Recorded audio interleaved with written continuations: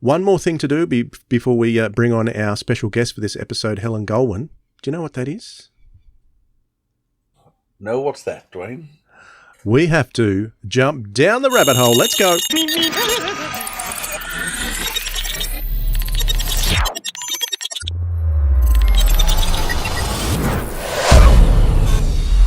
I wasn't pointing. We've got up again. I wasn't pointing. No. I wasn't pointing down the rabbit hole. I was saying, let's go. Let's go. That's what the upward finger is all about. I've spoiled that now for everyone. It's lost its joke value now. All right. So my rabbit hole top question today is, because I'm very excited about a forthcoming guest that we've got, because the guest that's coming up very soon appeared in a television series that's, well, not related to Doctor Who very much, very, very loosely related to Doctor Who, but her first television was in that series.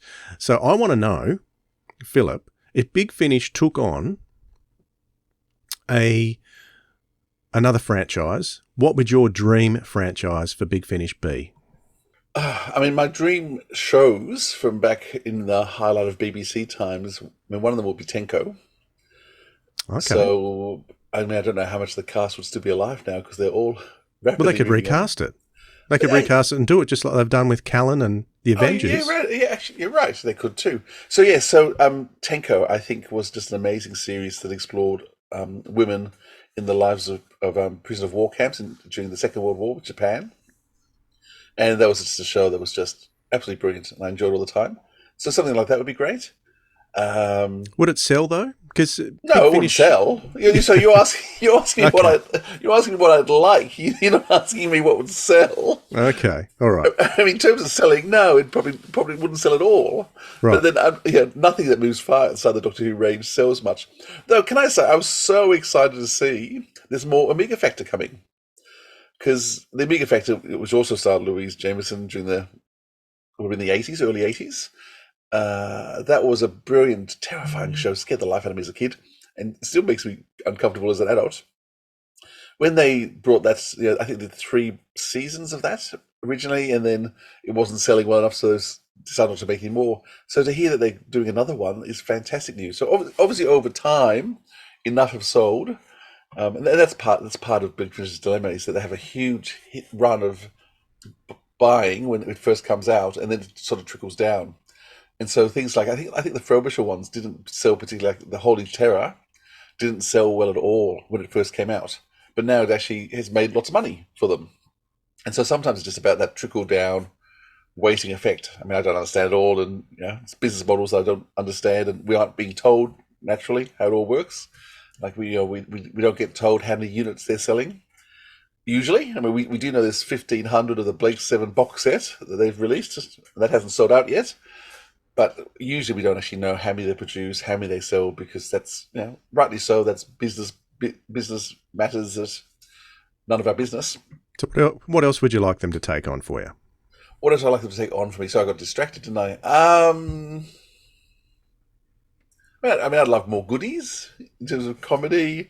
I don't know. What have you always thought about it? What are you thinking about? Well, the guest that we've got coming up was her first television was The Tripod. So it has been mentioned by many fans of the TV series that Big Finish could very nicely do a reimagining of The Tripods. I would love to see it. I think you're a little bit older, so you didn't get onto the Tripods train when it first started, no. Did you, Philip? So, and I know that Nick Briggs... Was it ABC? What was no, Channel 7. Oh, see, I just didn't watch Channel 7. Because Channel 7 was a whatever they were, co-producer. Yeah, no, I was just a television snob. I would watch Channel 7. Yeah, but it was absolutely incredible for me at the time as a teenager. But I know Nick Briggs, he hates it. So it's not going to happen. No. And I also think the rights, after talking with one of the guys who was in the Tripods, I did an interview for the Nerdology podcast. Actually, Jim Baker, the guy who played Henry, I did an interview with him a few years ago, and I'll put a link in the show notes actually for that episode if you want to hear me chatting with Jim Baker. He mentioned that Disney has the rights to the Tripods, and they sometimes buy up rights for things and just so that they can't be made. Right. They have no intention of making it, but they've got the rights, so they can just sit on them. I think Nick Briggs doesn't like it because he thinks it's a rip-off of War of the Worlds, which in some ways it is, but in other ways it isn't. I think you can make it interesting enough so that it's dissimilar enough to War of the Worlds to make it a really entertaining series. And so that's one for me. What else? I was looking over YouTube, and you can actually see Moonbase 3, which was the series that I think Terrence Dicks and Barry Letts made around 1973. Do you remember that series? I know of it just through fan stuff. I've never seen it. I was watching a bit of it, and it was just like same production values, same sets, same incident. It's Dudley Simpson's incidental music from around that period. So you're looking at season 9 type music, and really interesting. So I wonder if, that's ever been considered by Big Finish to do something like that. It would be interesting, I think, because it's related enough to Doctor Who that Doctor Who fans might buy it too. So that could be something they could do.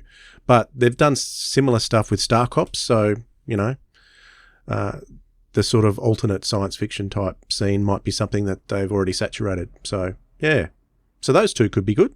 I mean, Jason Haig-Ellery did announce at Brisbane that they've just acquired the rights to something very special, but he wouldn't say what it was. So there'll be an announcement coming out soon in terms of what that program is they've got the rights to. Mm. So that could be exciting. I mean, Star Trek, I'd love to see Deep Space Nine continue or something like that would be wonderful as well. But once again, American shows and rights would be very hard to get. Yeah. Even anthology stuff like, Twilight Zone type stuff, or there was a show recently called Electric Dreams, which was based on the short stories of Philip K. Dick. I think something like that in audio form would be really cool as well.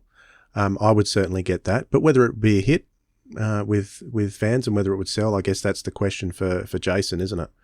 To consider. But yeah, Tripods would be my number one. Because you can fully recast it. With something like Star Trek, you'd expect to get some of the actors over who were in it. But something like Tripods, you could fully recast from scratch. There you go. Okay. All right, let's crawl up out of the rabbit hole. If you enjoyed what you heard in this clip from the Sirens of Audio podcast, be sure to subscribe and click that notification bell so you never miss out on another episode from us. And if you want to find out more about us, including our back catalogue of episodes, you can head over to sirensofaudio.com.